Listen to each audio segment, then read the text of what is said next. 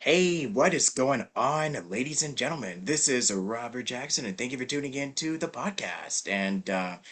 Yeah, I know it's definitely been a crazy April with a lot that has been going on, and I mean, I even got like a new shirt. I don't know if you can see it's like actually, yeah, Final Fantasy here because I'm just in the mood to rep some good old RPGs. So, yeah, and I still got my posters behind me. So, hey, we're about to enter into the spring season. So, let's kick off this season with another interview because that's just usually what I do for the show. But if you guys like to see like more of some stuff with like outside of interviews, like I don't know, maybe do discussions, vlogs that I've been planning on, like animation or just topics that I'm wanted to dive into. Like you know what, I'm open for suggestions and feedback. But today we're going to be chatting with somebody who has really been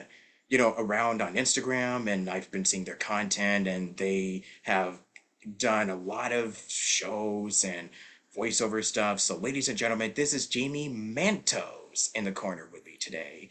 And thank you so much for joining me on this lovely Wednesday or hot Wednesday afternoon. It's Thank you so crazy. much for having me. Yeah, anytime. So, I guess with that said, with all of this out of the way, I guess we could just get right down to just asking how everything's been going. I know we kind of talked a little bit before we started recording, but yeah, just share some of your highlights or anything that you've done you're really um that you feel the most proud of, so proud that you've been really enjoying so far this year. And yeah, just get to know, just to have this icebreaker out of the way. Yeah, totally. So there are a lot of things I've been working on that I'm very excited about.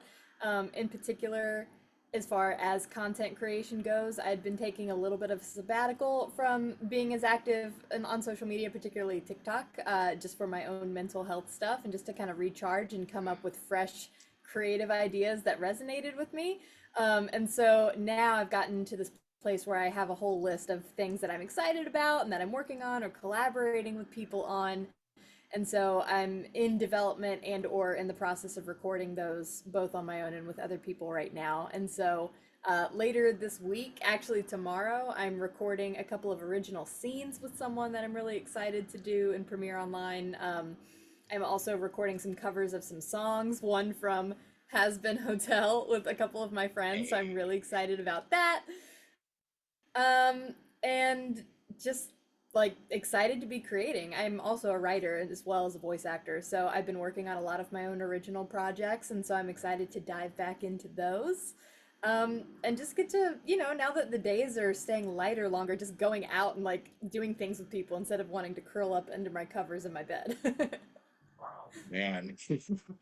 Reaching to the choir in that one. um hmm I was also going to mention too that I also have been dabbling a little into writing, directing projects, because I'm just somebody who is like, oh, okay, I've been acting for a while, for at least a few years now, and then I kind of got that little bug where I'm just like, maybe I can do more. I want to be a director. So, what have so, Yeah, why not? uh, yeah, Go for yeah, it. literally, why not? But Exactly. yeah. Yeah, so it's just kind of like you just do one thing and then next thing it's like, oh, okay, so I can be a podcast host, I can write, make content, and do all this extra wibbly wobbly nonsense, which is what a lot of us actors do because we just, for some reason, whenever we're working like 24/7, we just kind of have get these bugs of just, okay, I guess I might as well just do this now. Since I'm at this stage of my career, why not? Yeah, and I think to that point, there's been a lot of discussion and or pressure in the industry lately for everyone to have to be a multi-hyphenate, right? Like instead of just one thing, especially financially. But I think that that's really kind of indicative of how we are as human beings, Like we're complex human beings with a whole bunch of different talents and interests that aren't exclusive to one particular thing. And so I think that that's a really cool thing that we get to explore in our career. is all the other ways that we can tell a story or be creatively expressive. You don't have to be tied down to one thing. And like, how are you supposed to know if you enjoy something or it resonates with you or you like or want to keep learning about it if you don't try it out? So I don't think you have anything to lose. It's just a discovery process. Yeah. And I always I always say, you know what, if there's something that you want to do, just give it a shot. Give it a shot anyways. What's stopping you? Totally. Why not you? Exactly. But I guess might as well just get right to the nitty-gritty here. So let's take us if we were to take a little step back into essentially how you got started with this whole crazy showbiz thing. That's usually one of my favorite things to discuss about. So I know I read a little bit about your background, but what was it that sort of put the light bulb in your head of being like, oh my gosh, I can do this. Why not? Yeah. Yeah, great question. So for me, I've been one of those actors that's kind of a lifer. I think I was thinking about this the other day, actually. The first play I ever remember seeing when I was little was a local production of Pinocchio at a local theater.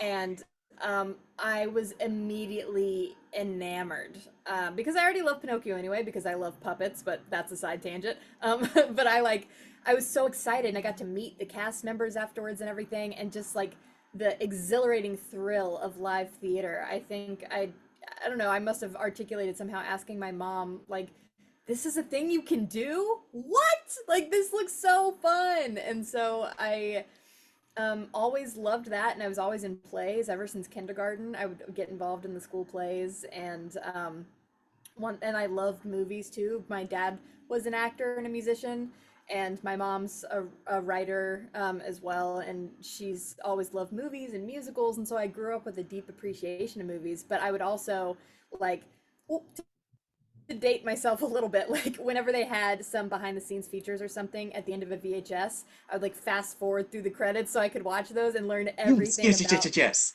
yeah, like the Yeah. making of the movies because I loved the whole process. I was like, well, now that I've seen the movie, how do they do it?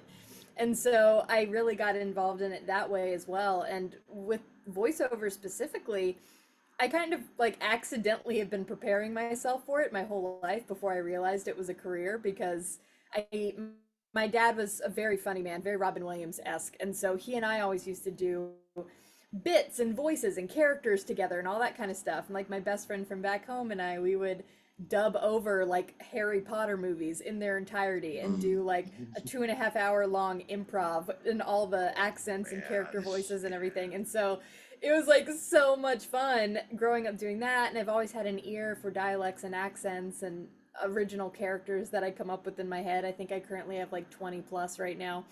And so I've just kind of like always been writing and always been acting. And so once I realized you could do it professionally, I was like, yeah, this is all I want to do with my life. Yeah, and that's very interesting because the whole watching the movies thing and getting in front of the TV and doing the improv and everything, that was just I, dude, it's like our stories just kind of align. I know they say it's a small world, but it really, really is. When I was a kid, I was that weirdo that would just be like, just mute the TV and then just read it and then just perform the scene, and just literally with the subtitles on, or sometimes not because I would just know the scene by heart because the Hmm. movie is just so good. Like if I'm in the mood, I would just do it out of boredom. But then I didn't know that. Hey, guess what? In the industry, there's voice matching. There's ADRs. So that's something that I like. Literally, when you do this as a kid, it's like you just didn't really you wouldn't really expect it that as something that you could actually get paid to do, and this is like an actual career that you can venture into. And I mean, I could say the same as like when you're doing music, when you're producing, directing, anything that you're doing in life, you just never expected it to really with these small little weird hobbies that you do can just grow into something even bigger. You just never know. Yeah, let me ask you, what is one movie that you know forwards and backwards, every word too. Okay. It used to be Diary of a Wimpy Kid, like the live action one that came out like way back when. Um, Yeah. but I'm also somebody who is like, oh yeah, the Disney films. I would just quote, I would actually reenact like the movements and not just remember the dialogue, but I would just reenact the movements of like The Sorcerer's Apprentice from Fantasia, Snow White, Dumbo, a lot of those films. And I tried to do the dance moves in the Jungle Book with the bare necessities, and it was a catchy, like literally all of the songs I could still remember from heart, like "Be Our Guest," "Friend Like Me," "I Can't Wait to Be King," "Circle of Life." I see. There's the Disney nerd in me Bangers. just Yeah. rambled on. Yeah. So there you go. You just have to ask me this, and I just have to ramble. So, No, I love it. I'm so glad yeah, that you did. For me, yeah, it's The Lion King. I know every single word yeah, to that movie, to my family's detriment, I'm sure, because dude. I watched it over and over and over and over and over, I and could. listen to the soundtrack over and over. And I could quote the whole movie. You could just put it on, and I could do it. And when I was little, I had my little action figures for The Lion King, so I would like have them act out the scenes as I'm watching it too, just to be in the theme. Mm, yeah, yeah. The Lion King. I remember every single scene because I used to have the VHSs, and that Yeah. scene, they would just be burned into my brain forever, um, from beginning to end. And it, to me, it kind of represented the era, and this is the animation nerd in me talking, but it really was the era when Disney was really like, there's no way you could just not see a Disney film during that time in the 90s. Like, they were pretty much the kings of animation back then. They had Yeah. this big renaissance, and they were just releasing hit after hit, and then we got Pixar and DreamWorks and all those other. I mean, I do love those films too. Shrek is another one. Speaking of DreamWorks, there's Yes. Shrek, but yeah, Yes. I have so many VHSs, man. Like I still So do I. Still have them yeah. at my mom's house in Virginia. There's a whole, all of my original Disney movies are Ooh, still on wow. VHS. Yeah. Mm. Yeah, because I still have them in a storage somewhere. I don't know where they are, but I know I still have them just for we're sentimental, okay? Like whatever we Yeah, keep, it's like it just reminds us during the simple times. The it does. pre yeah. It does. And I don't know if you feel this way too. I'm not sure exactly how old you are, but like I I'm was in my talking to some early friends. 20s.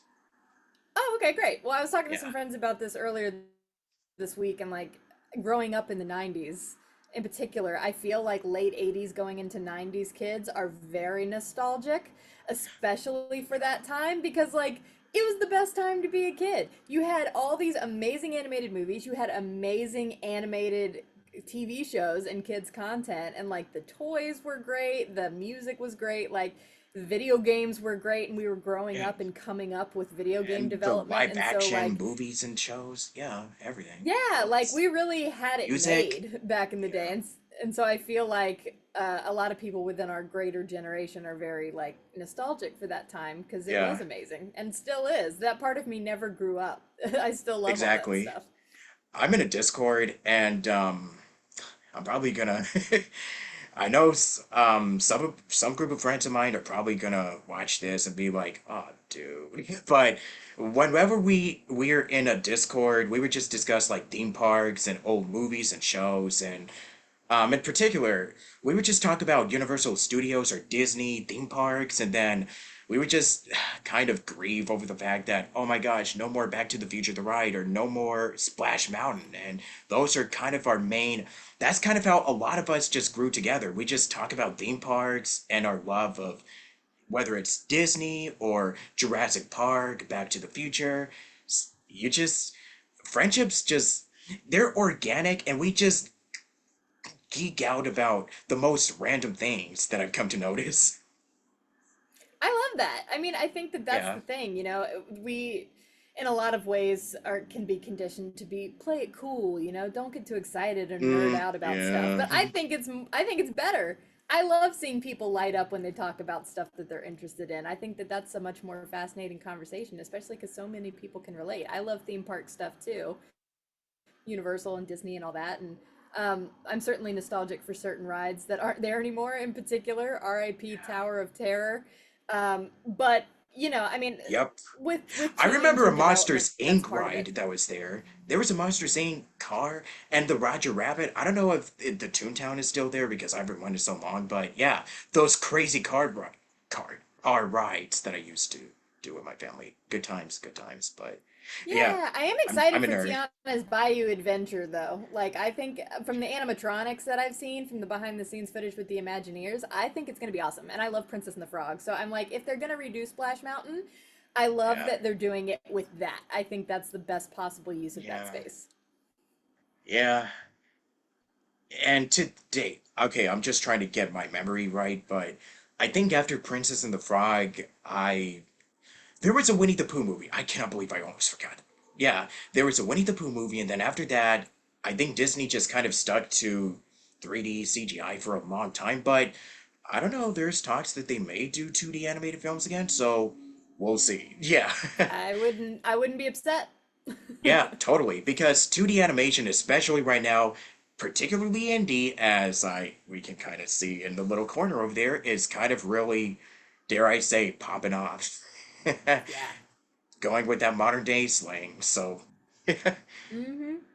yeah, yeah, still feels weird whenever you have to adapt to new slang, especially if you grew up in like the 90s too. But then again, I feel Yeah, I like know. in the 90s, whenever you grew up in like the 60s or 70s, then you have to adapt to the 90s. Go, trust me, my parents are kind of like, oh, 90s. Yeah. And they have Yeah. to adapt to the new whatever's going on back then. And now we're adapting to the 2020 stuff. So it's like, oh boy, wow. Wonder how it's going to be in the next 20 years. Yeah. That would be Yeah, we're interesting all on the going back to carousel of this. progress. Yeah, it'll be interesting going back to this and then watch it 10 years later and it's like, oh wow, we're in totally different points in our lives. So I don't really Yeah. look into the future very much, but I just like to focus on what we can do now to make a better future, you know? Mm-hmm. Totally. I love that too. Same way. Yeah. Um, so growing up, because I know you mentioned that you grew up in Virginia. Yeah, Am I right? Southern Virginia. Hmm. Southern Virginia. So, yeah, my family's from the South too. Um, Oh, yeah, where are it's they pretty from? interesting. From like, Alabama, Arkansas, that area. So I kind of took a little bit of Yeah, the deep Southern South. mannerisms.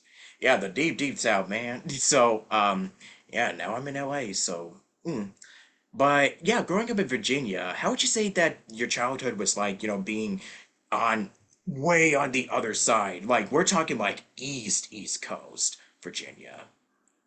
Yeah. Um, I mean, I loved it. I think it was a really great place to grow up, certainly, especially because most of my family was there. And so it was nice having that community, especially too where I'm from.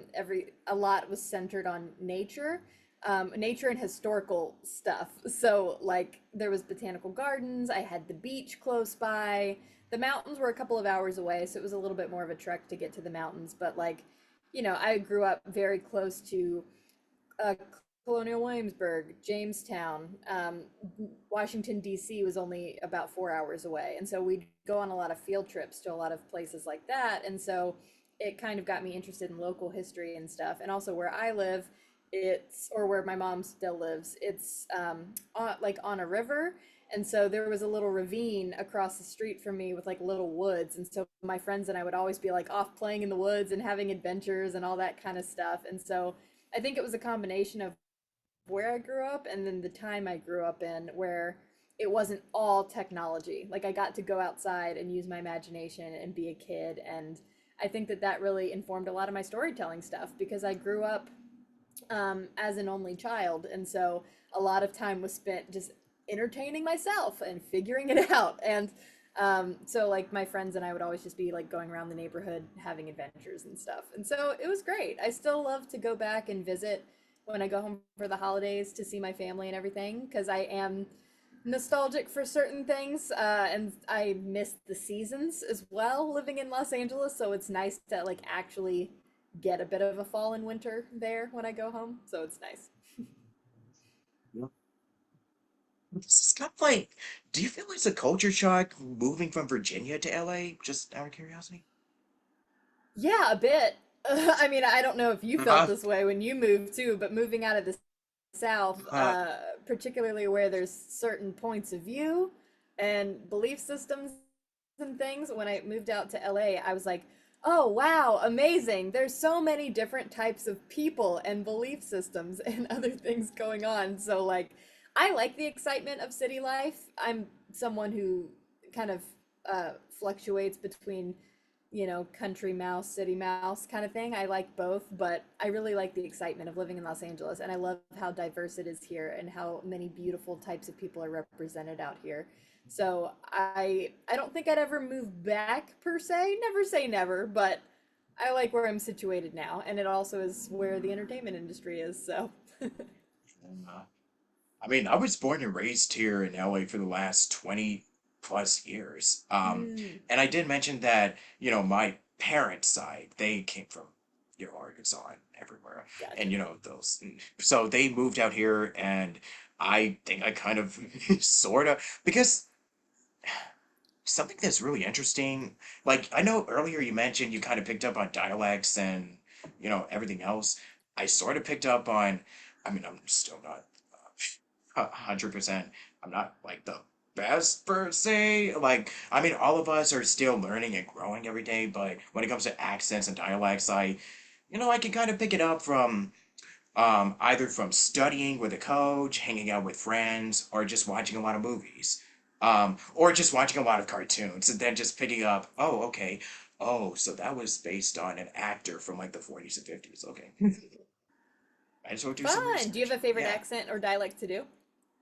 Um, Pretty much just general. Well, I can kind of go into a little bit of a southern accent every now and then. Howdy, y'all. Little old Huckleberry Hound. Absolutely. Yeah, Yeah, that if was you get my. if you get there in the South, and there's so many different types of different Southern dialects Yeah, too. So it there's just so many depends on which dialects. area. Yeah, Yeah. yeah. And kind of sometimes a little bit of a Brooklyn, New York type of thing. New York. But except they don't say it as New York. Or the Bugs Bunny, the voice thing. It has a lot of personality. I don't know. Yeah. Yeah. Yeah. So I just some kind of of my slip into friends, it every now and then.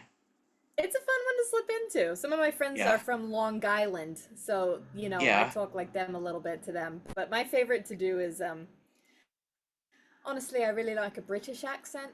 Ah, I've been yes. working on Federal that one for British. about most of my life, so that's a good one. It's always There's that fun Harry to, Potter. Yeah. yeah. It's fun to Yeah. experiment. Yeah. Um, there was one time, oh my gosh, there was an audition I did where I had to play a Canadian seagull, and it was not the most accurate, but it was like, oh, I'm sorry, sorry, eh? I know that's pretty bad, but you know what? I had fun doing Oh, it. that's so fun. That's why I go in here, whatever it's a bad. Sometimes if you do like a bad accent or a bad impression of somebody, that can make a good character. You never know.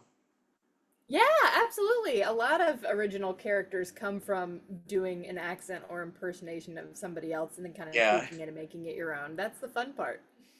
yeah. I announced not too long ago that I played a character who has sort of a French accent. I mean, he did have a French accent from a show that I used to enjoy, that I watched as a kid, but it was just really fun just pulling out that French mannerisms, oui oui, bonjour, Lumiere Yeah, from Beauty and the Beast. Yeah, absolutely. just pulled those inspirations and references. So it's just fun to pull from many random characters, like the Pepe Le Pew. Yeah, and then just make that into a Mm-hmm. character. That's a bad impression, and that can turn into a character. Haha. So That's right. anyway, yeah. Um, and I love how you mentioned Robin Williams because he was also one of my big dude. When I mentioned Robin really inspired me of like improv, coming up with different characters and voices on the spot. He was the go-to guy. And I also love comedians like Jim Carrey, Eddie Murphy, Mm-hmm. so on and so forth. But I think Robin just had this little zing to him that not no one, and this is gonna sound kind of, I know it's probably gonna sound harsh of me to say this, but there was only one Robin Williams. And Yeah, it's really unfortunate that we're never gonna get somebody like him for a I very know. long But time. how lucky are we that in our Exactly, lifetime we yeah. got to experience him and his Exactly. magic? Yeah. Yeah. I've heard a couple of friends of mine say that they went to a couple of his shows and it was just, dude, seeing him in person is not like seeing him on YouTube or on TV or just anything. And it, you know, I just gotta credit him for being the person. Without him, I wouldn't really be the person I am today when it comes to improv or just making up characters on the spot without him.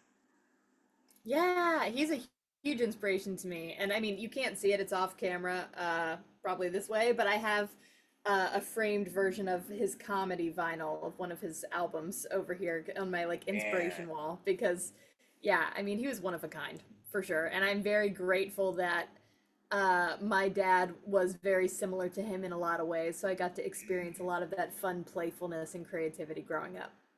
yeah. And being from the South, I'm just saying this a lot, but I just really have grown to love like a lot of food here. Like I also am a lover of fried chicken. I know it's not healthy, but I can kind of dig Fried in chicken's the into it. best.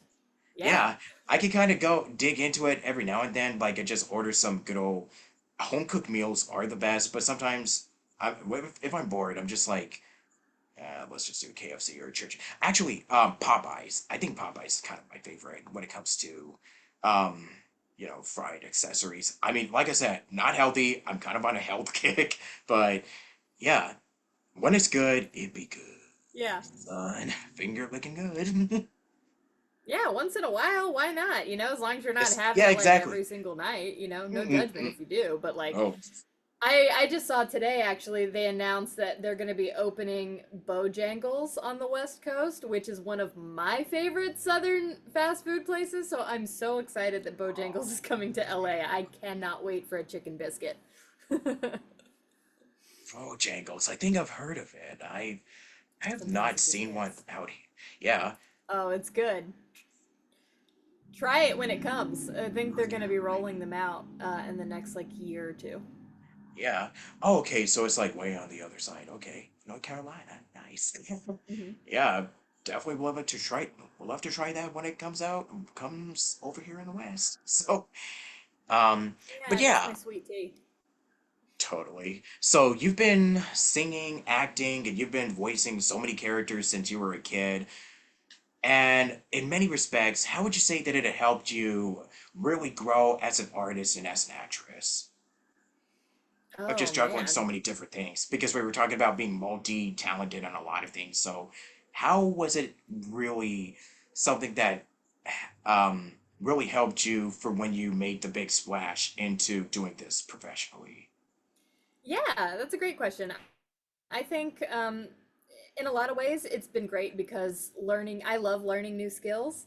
And so I like pushing myself out of my comfort zone just to see if I can do something. And I like the challenge of taking on something new and learning a new skill just because I find it interesting. And I think that everything that I've learned or wanted to work on or different areas I've wanted to hone has all proven useful in my career, and it's come up at some point. Like with the singing, I've always loved singing. I used to be in chorus, I did musicals growing up.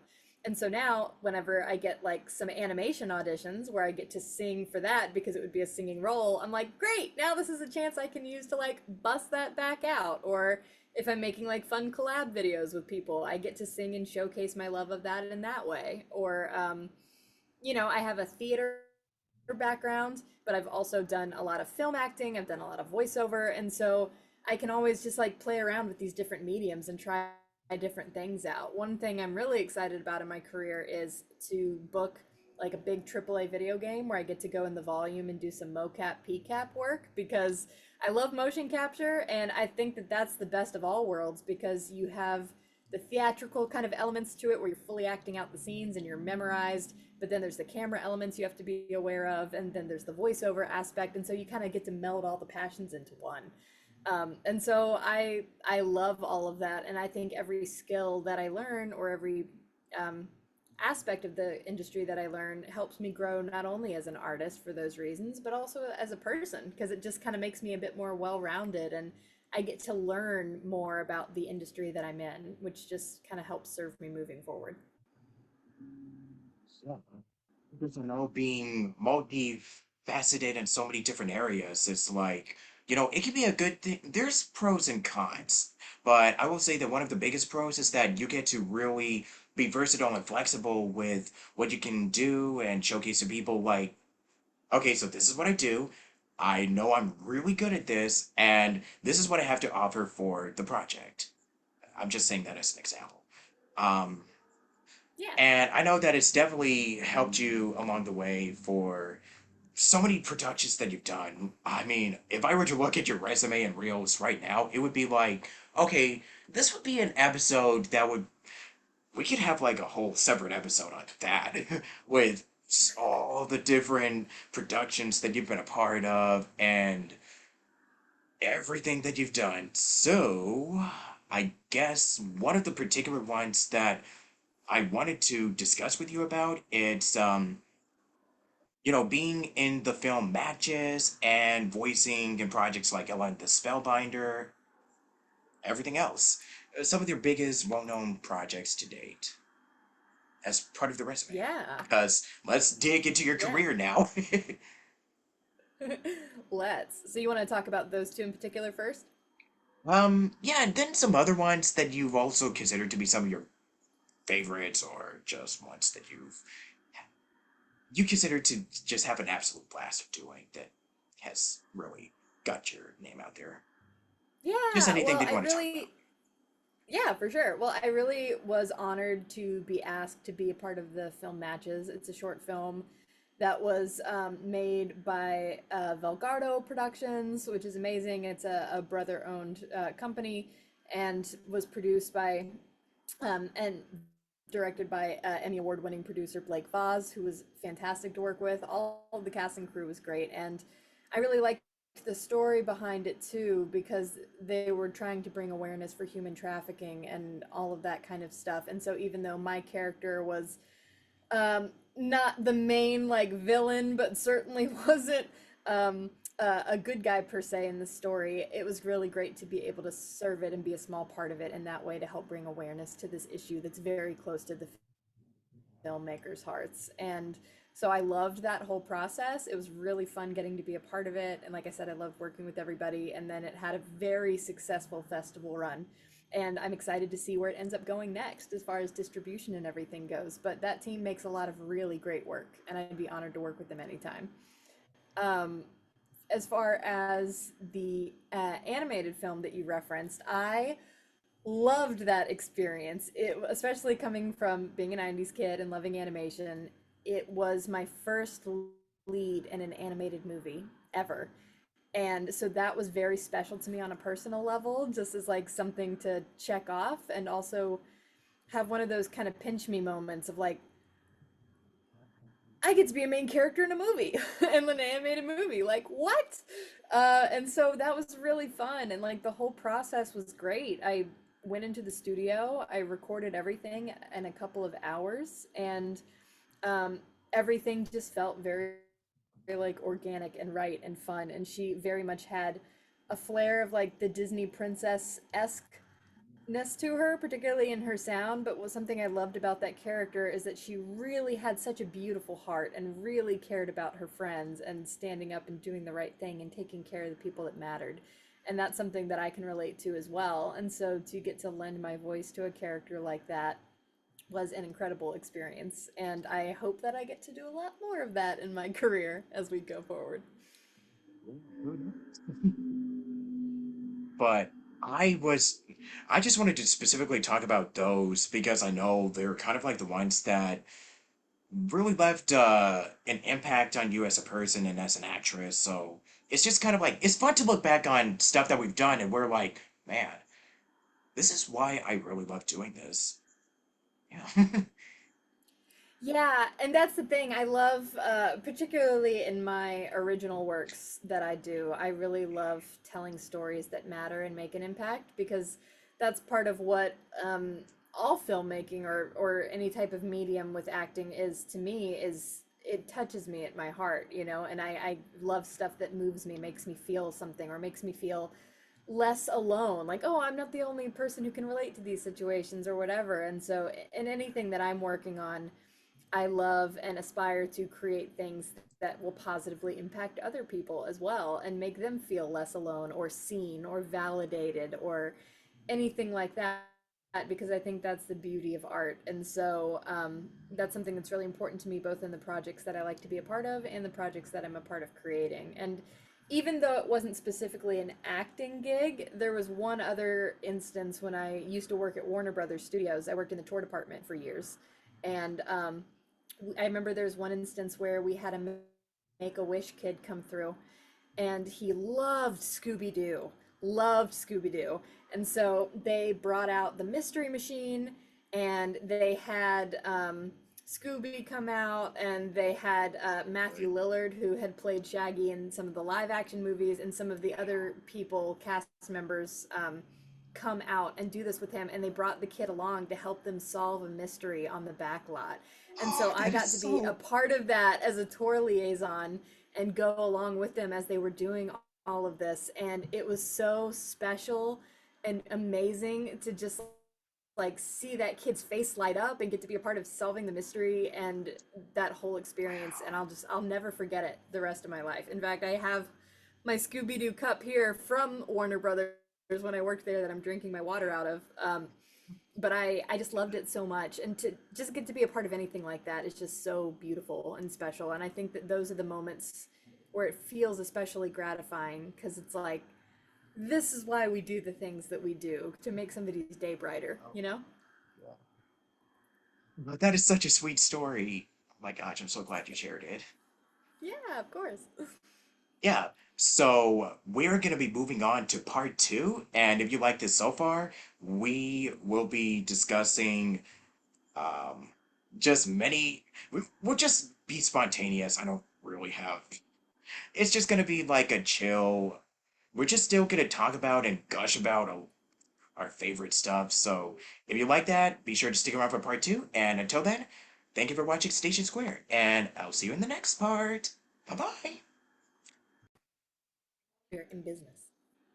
Yep, we're back in business. So, there was a question that I was gonna ask real quick last time. So, do you prefer comedy or do you like to dabble more into drama or serious? Yeah, what's your taste? Oh man. You know, I know this is going to sound like a bit of a cop out answer, but I really love both. I honestly really love projects or roles that have elements of both in them, because I think that that's also more indicative of life, right? Like there's sometimes funny moments and moments that should be serious or dramatic, and vice versa. And so I love something that can hold space for all of that within it. I think that that's really interesting and dynamic and fun to play around with, because I've experienced a lot of that in my own life, where there's been comedy and dramatic moments and drama and what should be funny moments. And so I love both. I mean, I have a lot of fun doing comedy. I have a lot of comedy background and training, and with improv and everything. I think that that's always a blast to do, particularly in animation and things. I love the comedic elements and timing and pacing of animation, but Oh, I really love being able to like dig deep into the depths of the human soul for dramatic work as well. So I like both, but I think my favorite would be something that combines both within it. true. I'm the same way. That's why I love shows like Avatar. Yeah, totally. Yeah. Speaking of which, we could just discuss like what inspired us, what were our biggest inspirations, but I think we kind of sort of touched a little bit about that in the beginning. So, what I do wanted to ask you next is you're producing and developing projects for Alpita Productions. Yeah, you got your own production company. Tell us a little about that. I do, yeah. It's my fledgling production company, Elpida Productions. It's that comes from a Greek term, that because my family is Greek, and so it's something that resonates with me really well. And it the purpose of it is kind of what I had touched on a bit before, where I want to create projects that are a source of light to other people and are going to be illuminating of telling a bunch of different types of diverse stories and backgrounds and tales and everything. And so I have a variant smattering of projects that I'm currently in development on within that banner. Some are live action, some are animated, some are like a theatrical one act that I'm working on as well and collaborating with other people on. And so there's all kinds of different stuff, but I'm very excited to be developing things and hopefully releasing them soon under that banner. Yeah, I'm looking forward to it. And, tell us more about, being an advocate for mental health, because I know that's kind of like one of the big things that I focused on in past episodes. So, yeah, Yeah, of course. I could share. talk about that all day. I am a very passionate advocate for mental health, and because I think that it's something that everybody has. Like, that's just a fact. Mental health is just a part of everything, like physical health, and a lot of people struggle with it in different varying degrees due to a bunch of different impacts. And it's something that I don't feel like in past years has been talked about or illuminated enough, or like destigmatized enough, you know. And so I love bringing that to light, especially with my own story, because I can't speak to other people's necessarily. But growing up, I had depression and I've suffered from anxiety disorders and things as well, and got into therapy and started doing things to take care of myself and manage my mental health so that I could live a positive,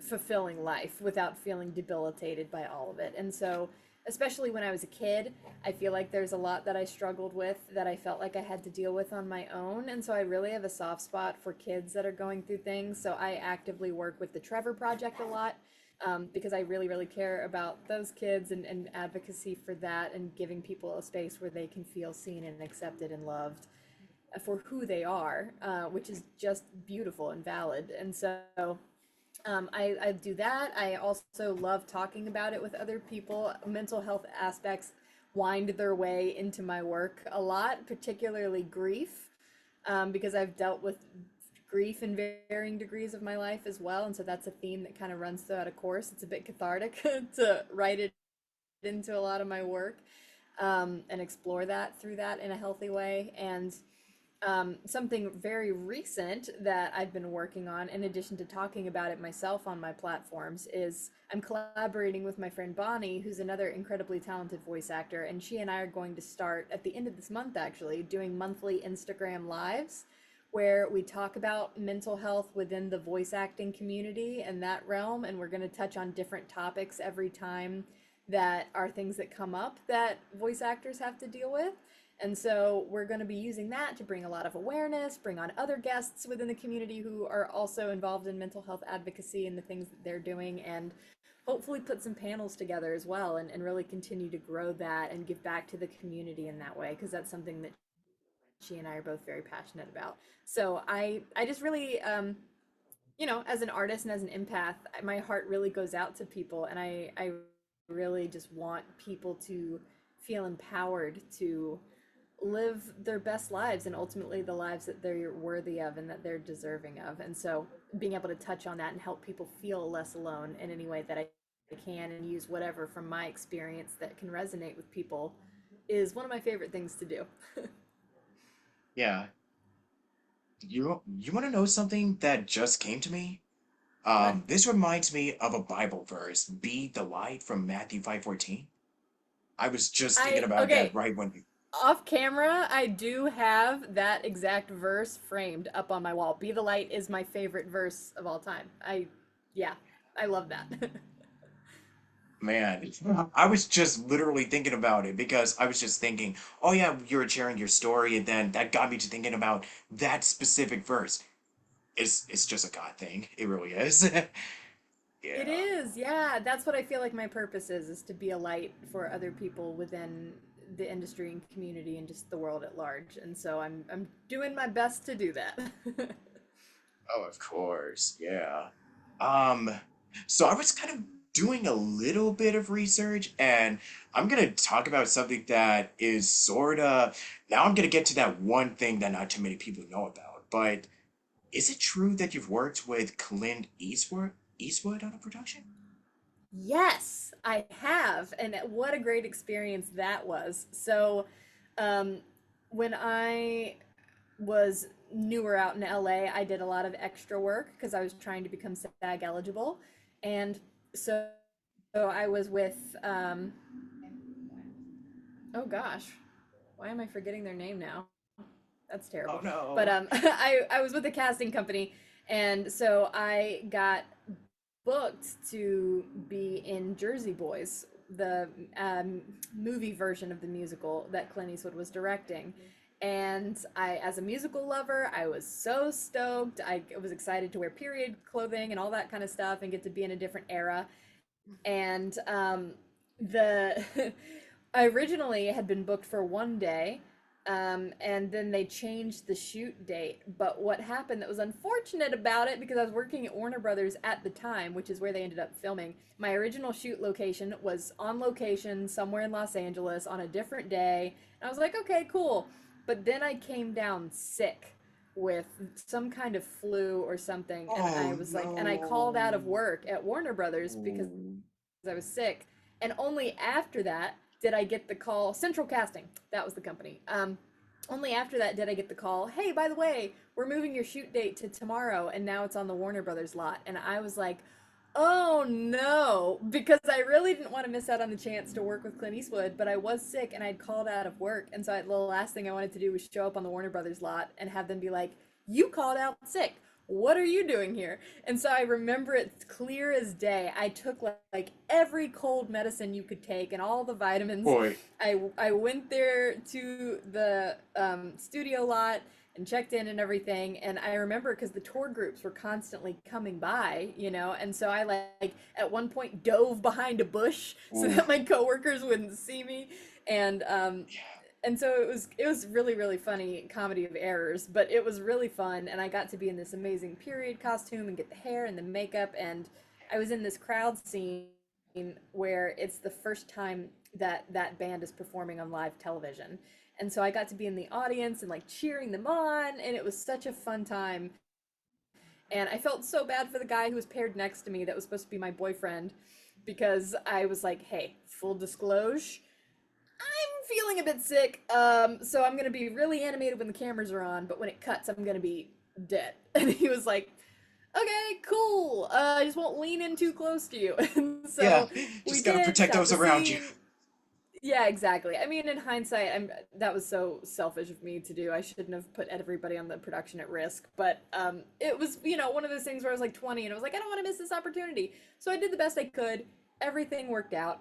But my favorite part about it was getting to watch Clint Eastwood work up close in person and see how he interacted with everybody. And having been an actor himself, he is very much an actor's director. And something that I will always treasure about my personal experience with him was at the end of shooting our scenes, he not only thanked everybody else on the casting crew, but he came up to all the extras specifically and looked at us and said, thank you guys so much for being a part of this. I really, truly couldn't have done this without you. And you've added so much to this production. And I'm really grateful to have worked with you. And that was so nice because, extras don't always get a lot of credit. They're often kind of ignored. And so the fact that he went out of his way to say that and make us all feel special was just such an incredible moment that I'll never forget. And so if you watch the movie, you'll catch me in like a quick couple of frames, but that experience was one that'll stick with me forever. Right, right. Yeah, that's such a cool story. And also, like, when was this, by the way? That's what I wanted to ask you, too. Oh gosh, that would have been around 2014, Oh, maybe so somewhere in there. pre-COVID. Okay, because if Yeah, this was way now, it would have been like, pre-COVID. I'm like, where? Yeah, What's that? Check, COVID test. Yeah, all that yeah, the stuff. landscape was very different. Bro, it really was, man.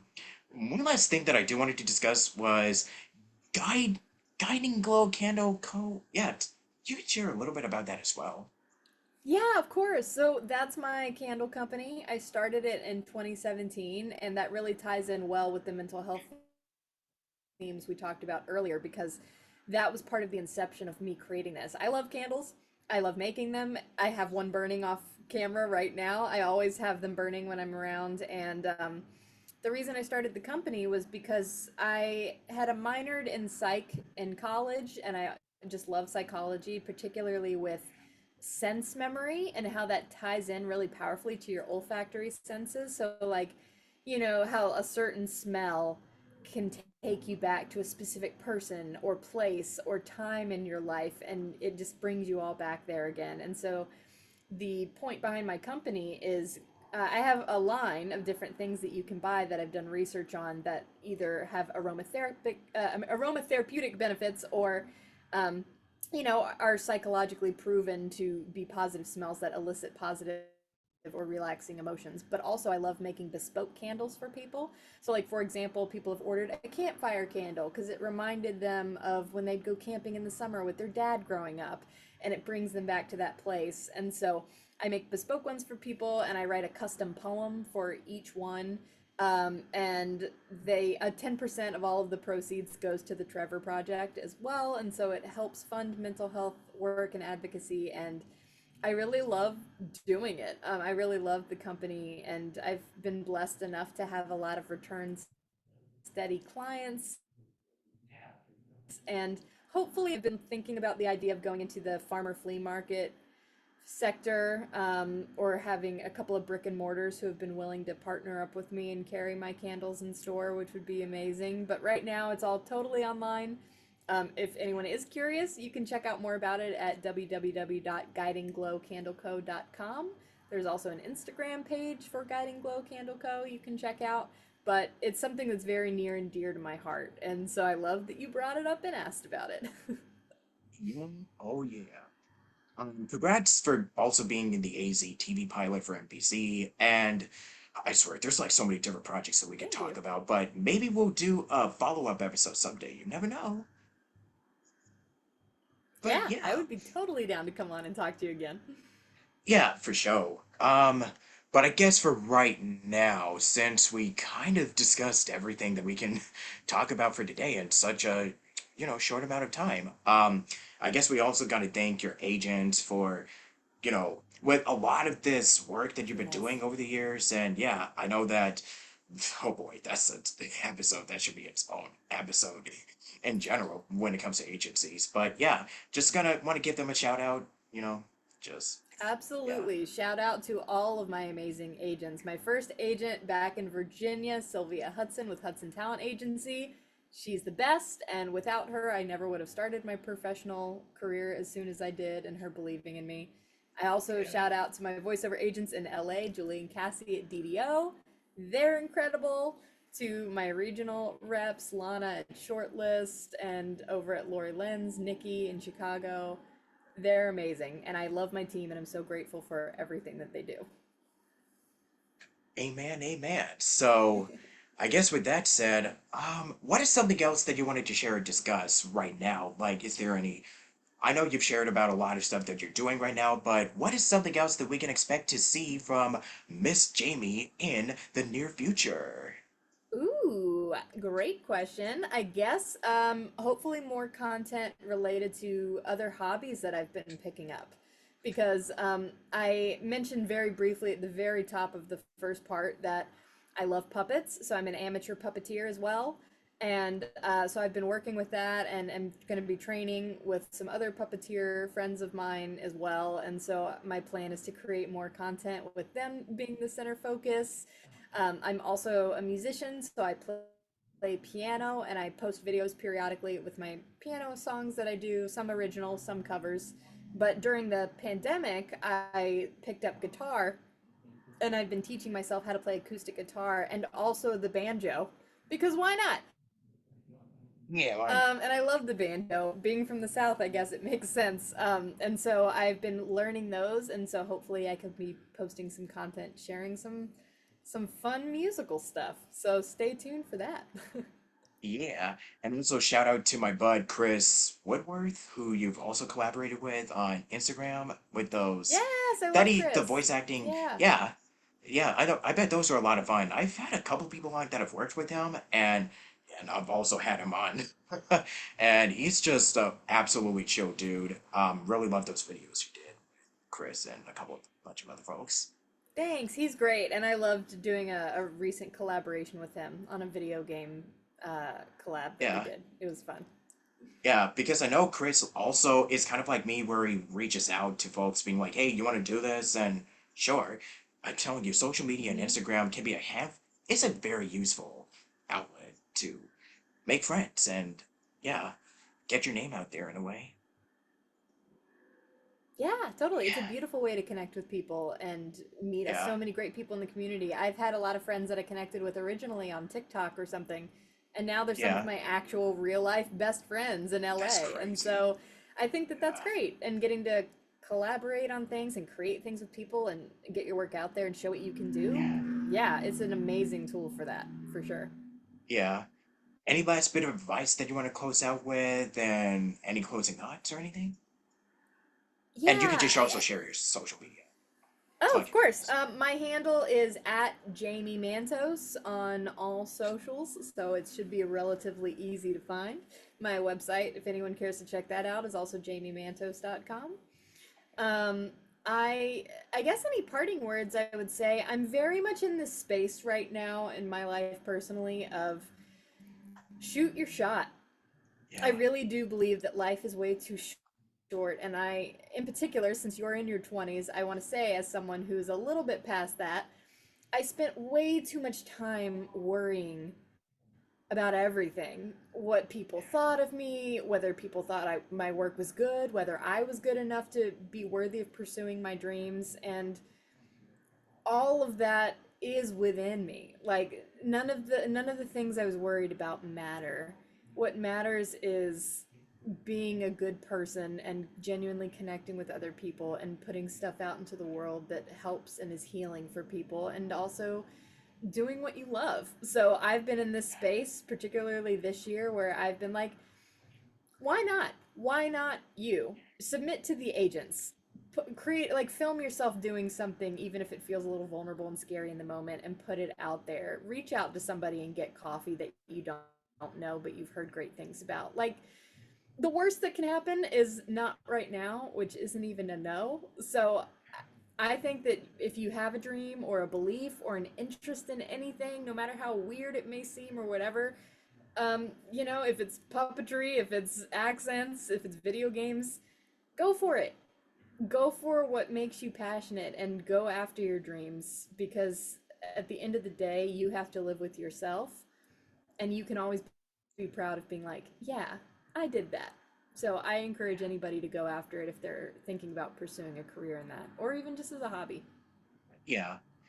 I guess that kind of ties into one of the main themes of Hazbin Hotel, which is kind of like go out and let yourself be seen and being a good person, and also like just let your creativity just flow and shine out there for the world to see.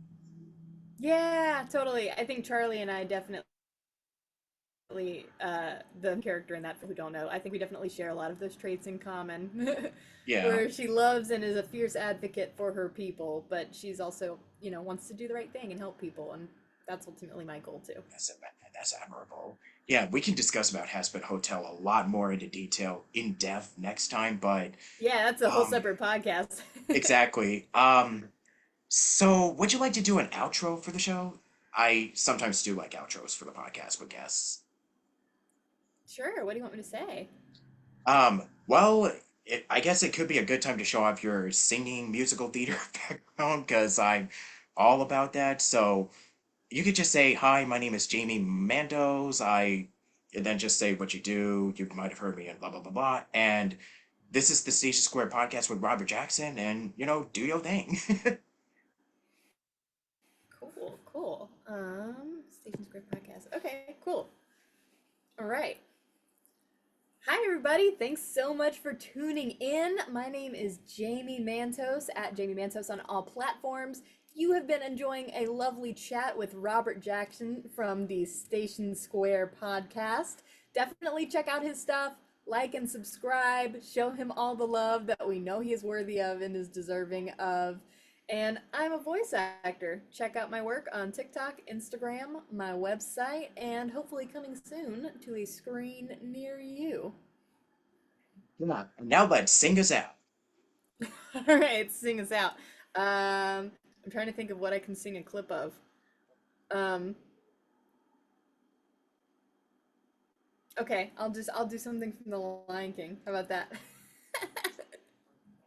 Oh, I just can't wait to be king.